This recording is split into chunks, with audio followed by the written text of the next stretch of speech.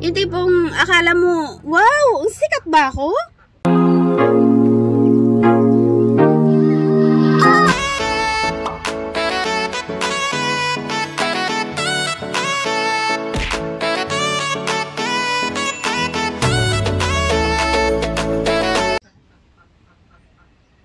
Eh, di ba namigay ka na dati sa account mo na sana yun? Anyway, napakahirap ng dinanas ko sa buhay. Na yung tipong yung account mo is pataas na pataas yung followers mo, tapos biglang bumagsak yung mundo. Wala talaga. Yung tipong dati kada post mo viral agad. Kahit 1,000 likes o 2,000 comments, masaya ka na. Tapos biglang mawala kasi nakinig ka sa maling tao na inasahan mong siya yung makakasama mo habang buhay. Pero yun pala, iiwanan ka rin sa ere. Kaya, yun ang nangyari.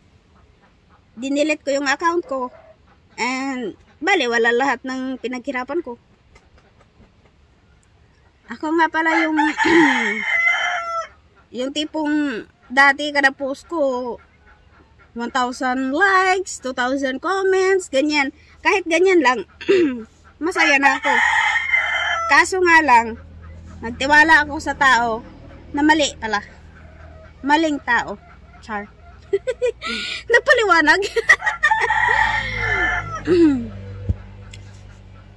Noong 2018, nag-abroad ako. May kinakasama ako bago ako nag-abroad. Yes.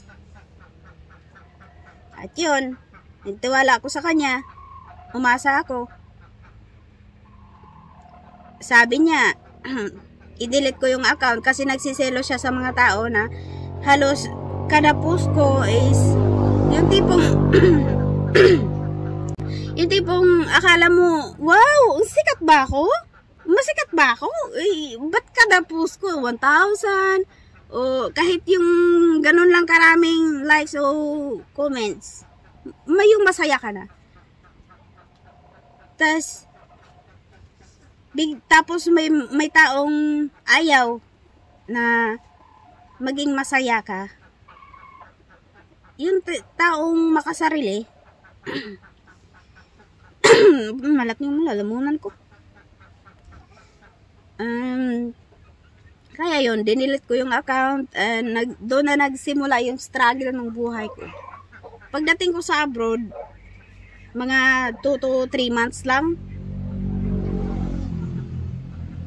Tapos biglang nakipaghiwalay siya. So, yung time na yun ay wala talaga. Pabago-bago na ako ng account, dinidelete ko yung account, parang ayaw ko na makipag-usap sa mga tao. Kapag ganun pala na yung pinipigilan ka sa saya na gusto mo, yung masaya ka tapos pinipigilan ka, hindi pala yun dapat ganun. Kasi kapag talagang mahal ka ng tao, hahayaan ka niya kung saan ka masaya. At yun na. Doon na nagsimula yung depression ko, stress ako, parang ayaw ko na makipag-usap ng tao, umiiwas ako sa social media, maya-maya dinelete ko, mamaya-maya gumawa na naman ako ng bago. Makikipag-engage ako sa mga tao, yung tipong makipag-follow to follow ka sa mga tao, yun, ganon yung ginagawa dati. Tapos, yung tipong nag-follow sila sa'yo, tapos pag na-follow mo na sila, ina-unfollow ka nila. And masama po yung background mo doon sa, ano mo, sa bahay mo o sa page mo o sa pangalan mo. Kaya yun hanggat tapos na nagbi-message si Mita sa akin na ganyan, may yellow warning, red warning, ganyan. Tapos dinidelete ko na naman yung account ko, gawa-gawa na naman ako ng bago. Parang yung gano'n na, hindi na nakukontento yung ano, ganyan na lang lagi, yung ganyan na lagi-lagi nangyayari simula nung nakikipag-engage ako sa mga tao and simula nung nangyari sa akin din. At nung nakipaghiwalay na sa akin nga, doon na nagsimula yung depression ko, yung tipong parang akala mo wala ka nagpakinabang sa mundo. Bumagsak na yung mundo mo. At yun hanggat sa nakarecover ako, umabot ako ng 5 taon sa amo ko. Tapos nagpaalam ako na, sabi ko uuwi na ako. Tapos ayaw nila akong bilhan ng ticket dahil sa sobrang mahal ng ticket. 7,000 real yung ticket nung time na yun. At saka lockdown dito sa Pilipinas. Yan. 7,000 yung ticket. Equivalent nun is almost 500 sa piso. Kaya sobrang kuripot yung amo ko. Kaya hindi nila ako binilaan. And nag-inquire kami doon sa ticketing. Yung ticket is sobrang mahal talaga. 7,000 plus or 8,000 ganyan sa reals. So, ang equivalent nun is mahigit kumulang 300,000, parang ganyan. And hindi ako nabilhan, hindi ako nabuka ng ticket kasi at saka mahal ang ticket, tsaka lockdown dito sa Pilipinas. Tapos may biglang dumaan na nag-hire ng cross country. Sabi ko, yun, baka yun yung way para makaalis ako, para makaligtas ako. Tsaka kaya yung tinanggap ko yung cross country. Tapos pagdating doon, naakala ko makakaligtas sa akin, makasave ako. Yun pala, makakaligtas ako sa problema ko. Yun pala is dagdag problema ang nangyari. Kasi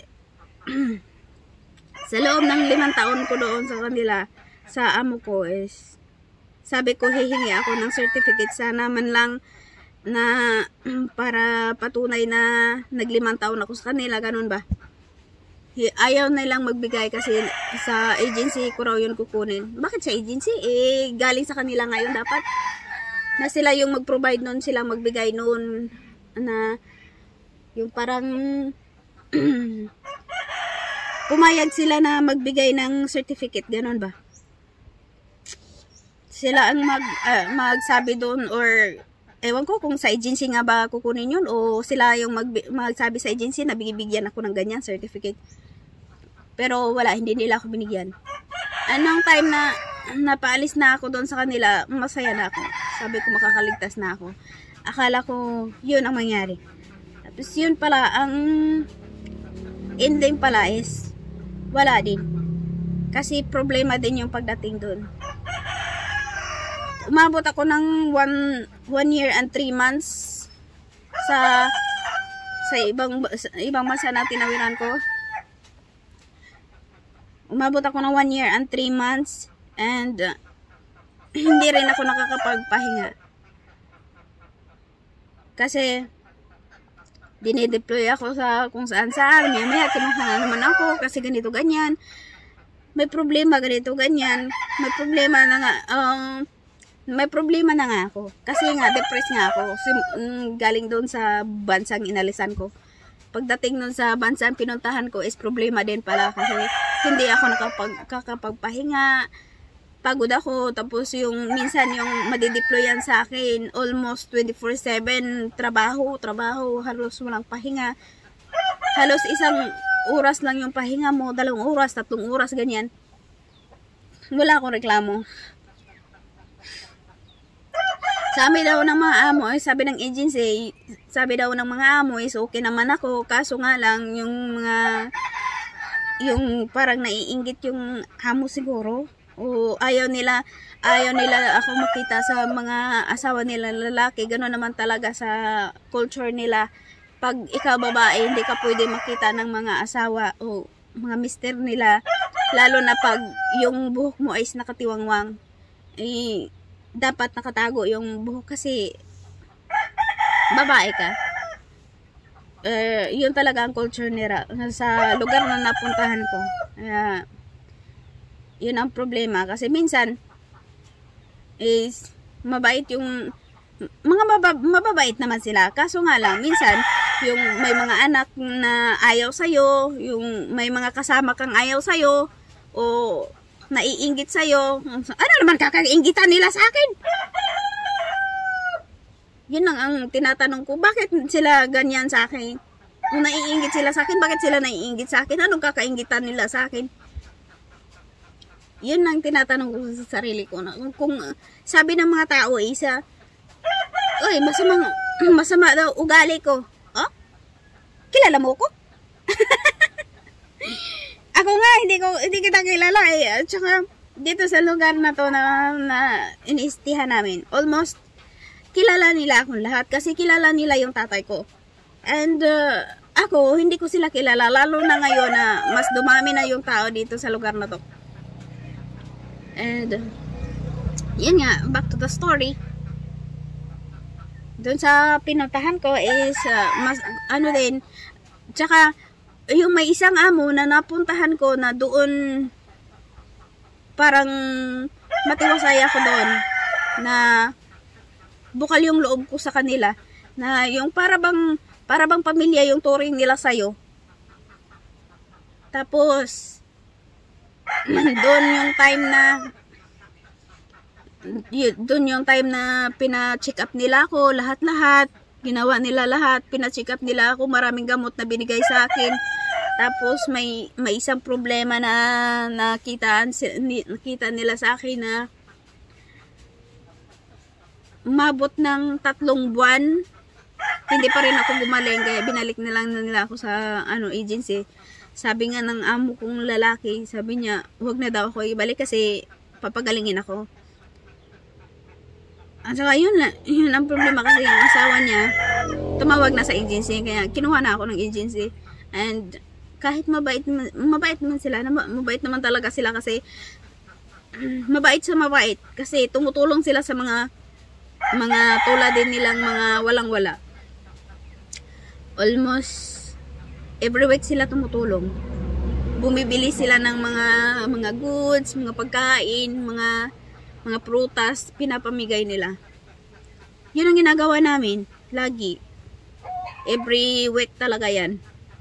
Every Saturday, mamili yan sila. Tapos, pagka Sunday, kinabukasan, bibili sila ng Saturday, tapos, ng umaga, tapos ipapak namin yan. Paghati-hatiin namin yan sa plastic, tapos, namin sa isang lagayan. May mga gulay, may mga prutas, ganyan. Tapos ipapamigay nila yan pagkatapos mag-pack. Ayan, lagi namin ginagawa. At saka ako, yung tagaluto lang ako doon sa taas lang, sa anak nila na nagtatrabaho. Yun nga lang, ang problema is nagkasakit ako and may nakitaan sila sa akin na umabot na ng 3 buwan, hindi pa ako gumaling kasi hindi yun ang gamot na naibigay sa akin, ibang gamot. Kaya yun, ibinalik nila ako sa agency. And doon, nadagdagan yung stress ko kasi mabait yung amo ko, parang nasasayangan ako ba na alisan. Kaya, yun talaga ang yun talaga ang struggle ng buhay, o yun talaga ang nangyari. And hanggat sa nakalikom ako ng 7,000 dirhams, at sinisingil ako ng agent ko na sabi niya, pag babayaran niya ako, makakaalis na ako sa agency. So, binigay ko naman yung 7,000. Tapos, hindi pa rin ako nakaalis. Kasi nga, hindi ko naman alam yung lugar na yun. Tsaka wala naman akong mapupuntahan. Tsaka, hanggat sa sabi ng agency, sabi niya, kung sa kanya na lang daw binigay, makakaalis ako on the spot. Pero sa agent ko kasi binigay yung pera, kaya sabi ng agency, hindi daw yun binigay lahat ng agent sa kanya. Kaya kahit na nagbayad ako sa kanya, pinapadeploy at pinapadeploy pa rin nila ako. Pero simula nung nagbayad ako sa kanya is nakapagpahinga naman ako ng 2 buwan. Pagkatapos ng 2 buwan is dineploy na naman nila ako ulit. Kaya mabait sana yung amo ko. Kaso nga lang, sobrang mahal ng singil nila kaya ibinalik na naman ako ng agency. And sobrang bait ng mga amo ko yung last, yun ng last na yung naging amo ko sa ano doon. Yan ang pinakalas kong amo kasi hindi yun sila parang ano sila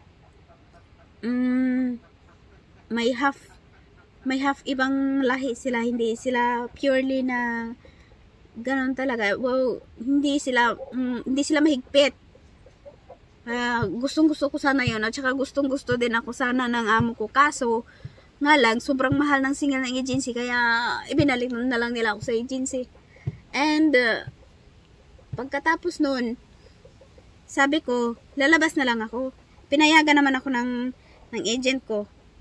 Kasi sabi ko, babayaran ko yung kuan kasi 10,000 yung sinisingil nila sa akin. So binigyan ko siya ng 7,000 dirhams. And nakakapagpahinga ako ng 2 buwan. Tsaka doon na ako parang bumalik-balik yung katawan ko kasi nung nag-abroad ako, mataba ako. Tapos nung doon ako sa Saudi is pumayat ako. Parang sobrang itim na pumayat talaga. And pagdating ko sa lugar na tinawiran ko is ganon pa rin, struggle pa rin yung buhay. Tapos deploy dito, deploy doon. And ang naalala ko is nakawalong amo ako. Sa huling amo ko, pang-8. Tapos yun na yung last na kuhan sa akin. Nakahipagpahinga ako ng 2 buwan. Tapos yun na yung last na naging amo ko na yung pang-8. And tapos nagkasakit na naman ako. Parang laging masama pakiramdam ko. Masakit yung ulo ko. Parang tamlay ako. Lanta. Parang lantang gulay. Ganun. And sobrang pasasalamat ko sa pinsan ko na kinuha nila ako doon. Sabi ko sa agent ko, lalabas na lang ako, magtrabaho ako sa labas. Tapos kinuha ko ng pinsan ko, tinulungan nila ako, kinuha nila ako doon. And hanap sila ng hanap na sa lugar kung nasaan ako, sobrang layo pala. Sobrang layo ko sa bahay nila. And pinuntahan nila ako doon sa agency. Sa labas ng agency kasi pinalabas na nga ako ng pinayagan ako ng agent ko na lumabas. And kinuha ako ng pinsan ko, dinala nila ako sa kanila. And I guess 2 buwan ako doon sa kanila. Pasasalamat din ako sa pinsan ko at saka sa asawa niya na pinuntahan nila ako doon kahit gano'ng kalayo. At saka may mga trabaho sila, busy sila sa buhay nila. And may mga trabaho sila, pareho. And nung pagdating ko doon, I guess 2 buwan yata ako doon, 3 buwan sa kanila. Ha? Hindi. Mga higit 1 buwan yata. Higit 1 buwan. Tapos, pagdating ko doon sa kanila is hindi pa rin ako makapagtrabaho kasi nga wala akong papel. Ay, hinold ng agent ko yung papel ko, yung passport. Kaya, kasi sabi niya, pag mabayaran ko siya ng 3,000 pa. So, bukod sa 7,000, kasi 10,000 yung sinisingil niya sa akin. Is pag mabigay ko sa kanya yung 3,000, ibigay niya sa akin yung passport ko. And sabi ko sa kanya, ibigay mo na lang sa akin yung passport ko kaya para makapagtrabaho ako, para mabayaran ko yung 3,000 na sinasabi mo. Hindi niya binigay kaya. And wala akong papel kasi yung papel ko is ano tawag dito, tourist visa. Hindi nila ako ginawa na ng visa ng 6 months. So, umabot ng 6 months na wala akong visa. So, wala ring tatanggap sa akin ng trabaho kasi wala akong papel, wala akong visa. Wala akong passport kasi hinuwag nga. Yun lang, yun. Ngayong, tsaka, naisipan ko na, ano gagawin ko? Kasi kapag lalabas ako, makukulong ako. Kasi yun talaga ang rules sa lugar kung nasaan ako napunta. Saan ako napadpad. And, talaga makukulong ka. And, yun nga, makulong ako kung lalabas ako, pero sinubukan ko pa rin nagtrabaho sa labas, kaya yun yung sales agent ako na sa mga sa rintahan ng bahay, na ako yung pumupunta doon, maniningil sa mga tao, sa renta ng mga tao, naghahanap ng mga tao magrenta sa bahay, ganun. Sinubukan ko pa rin. And sabi nang naging amo ko dun, hindi na bibilhan niya ako ng visa, kaso kailangan ko magtrabaho. Sabi ko, kung hindi niya ako bibilhan ng visa, delikado kasi, wala akong papel, wala akong passport. Kaya yun, nag-decide na lang ako na umalis na lang, kasi natakot ako, kasi marami mga pulis sa daan, kasi baka mamaya yung pulis na sabi, asan passport mo? Tapos wala akong maipakita, nakulong na ako. Kaya, yun, nag-decide na lang ako na mag-exit na lang.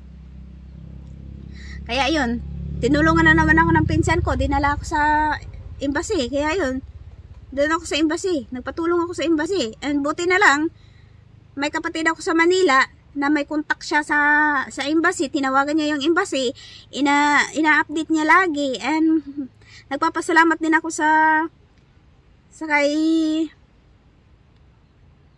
saka nagidagana ni Ortega pa?